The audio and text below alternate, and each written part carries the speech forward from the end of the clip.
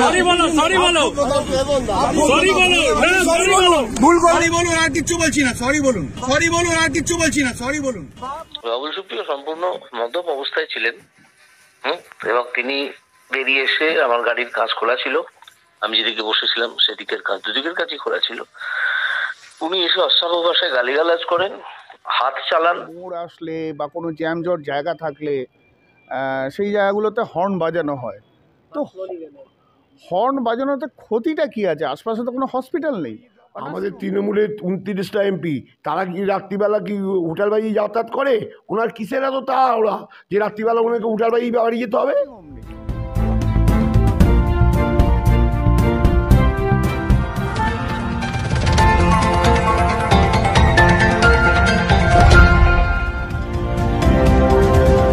শুক্রবার ৩রা জানুয়ারি রাত ৯:৩০ নাগাদ হুগলি সেতুতে সাংসদ অভিজিৎ গাঙ্গুলির গাড়িতে হুটার বাজানো নিয়ে রাজ্যের মন্ত্রী বাবুল সুপ্রিয়র সঙ্গে সংঘাত বাধে। किच्छु बोलছি না, सॉरी बोलूं। बाप माँ को, मेरे बहन को गाली क्यों देंगे? ऐसा क्यों करे? हमको गाली देना, उनको बोलो सॉरी बोलने के लिए। इतना माँ बहन की गाली क्यों देगा? आप बात करो ना, जो भी करना है। जिस तरीके से गाड़ी चला रहे हो, एक्सीडेंट हो जाता, ऐसा नहीं कर सकते हो। दादा दादा दादा दादा दादा भूल बोलবেন না দাদা, দাদা আমরা আছি, আমি সরি বললে সবাই আছে দাদা, সরি সরি সরি বলো, সরি বলো, সরি বলো, সরি বলো, ভুল করবেন না, সরি गाली क्यों दिया?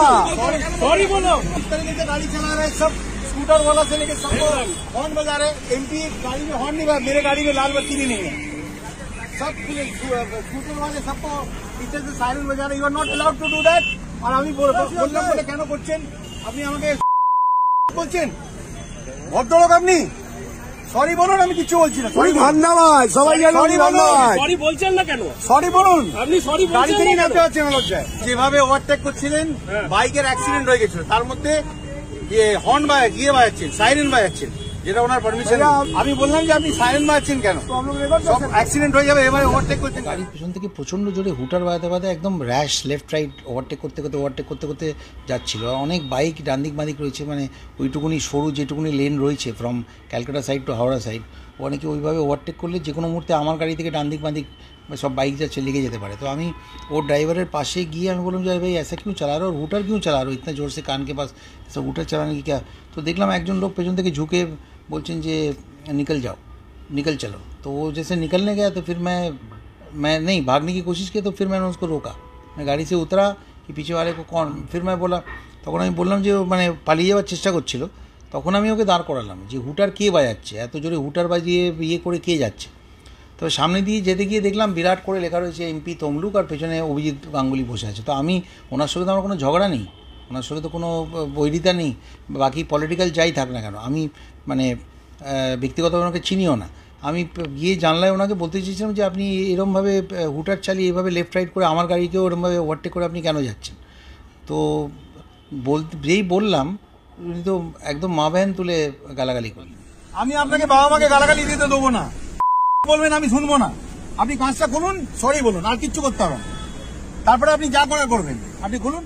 ঘটনার প্রতিক্রিয়া দিতে গিয়ে সাংসদ অভিজিৎ গাঙ্গুলি ফোনে জানালেন, বাবুল সুপ্রিয় ওনার তো গানের জীবন শেষ হয়ে গেছে, এখন উনি গুন্ডার জীবন শুরু করেছেন।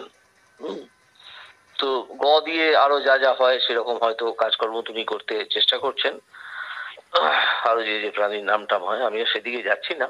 এমনিতেই চামড়াটা গন্ডারের মতো মোটা, বিজেপি থেকে তাড়িয়ে দেওয়া হয়েছে ওনাকে, তারপর উনি পায়ে ধরে তৃণমূলের এমএলএ হয়েছেন, সেটা কথা নয়। আজকে আমার গাড়ি যখন সেকেন্ড ব্রিজ দিয়ে, হুগলি ব্রিজ দিয়ে হাওড়ার দিকে যাচ্ছিল, তখন আমার সামনে বেশ কিছু গাড়ি খুব স্লো চলছিল, তাদের জন্য হর্ন দেওয়া হয়। এবার আমি হঠাৎ দেখি একটা গাড়ি পথরোধ করে দাঁড়ালো এবং সেখান থেকে চিৎকার করে আমাকে বলা শুরু হলো যে আপনি হর্ন দেবেন না, হর্ন দেবেন না। তো আমি বুঝতেই পারলাম যে হর্ন কেন দেবো না, গাড়িকে সরে যেতে বললে তো, বলতে হলে তো হর্ন দিতেই হয়। তো তারপর দেখলাম সেখান থেকে নেমে এলেন বাবুল সুপ্রিয়, তার সঙ্গে ৩-৪ জন লোক ছিল।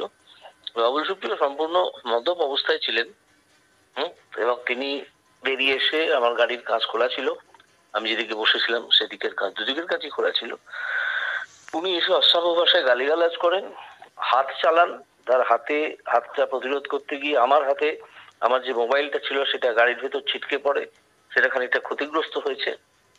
ও তারপরে আমার সিকিউরিটিটা গাড়িটাকে ঘিরে ধরে এবং তখন উনি চিৎকার চেঁচামেচি করতে থাকেন যে ওনাকে নাকি আমি গালাগাল করেছি। বাবুল সুপ্রিয় এসবই করছিলেন, মদ্যপ অবস্থায় ছিলেন এবং ওনাকে আমি বলে দিয়েছি যে আপনাকে কিন্তু আমি গ্রেফতার করাবো, একটু জেনে রাখুন, ঠিক আছে? সেই গ্রেফতারটা ভারতবর্ষের কোন জায়গায় হবে সেটা আমি এখনো বলিনি, যে কোনো জায়গাতেই হতে পারে।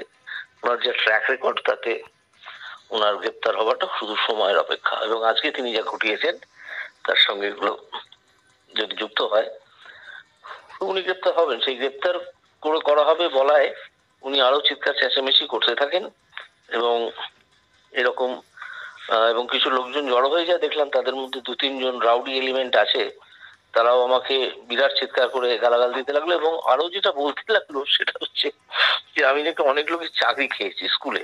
দেখলাম ওদের একটা রাগ আছে আমার উপর, যেহেতু ওদের চুরি ধরে ফেলে 2-3-4-5 জন জেলে আসেন। এই ঘটনা নিয়ে রাজনৈতিক মহলে চলছে জোর চাপানুতোর।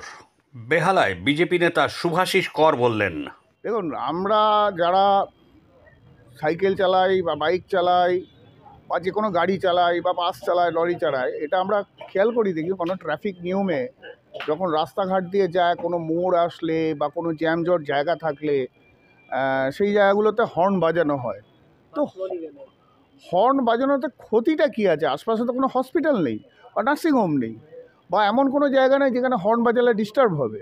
তো ব্রিজের মাঝখানে জ্যাম হয়েছে, তো হর্ন বাজিয়েছে বা হুটার বাজিয়েছেন, অসুবিধা কী হয়েছে? মূল বিষয়টা হচ্ছে যে অভিজিৎ গাঙ্গুলি কেন হুটার বাজিয়ে যাচ্ছিলেন, এটা হচ্ছে মূল কারণ।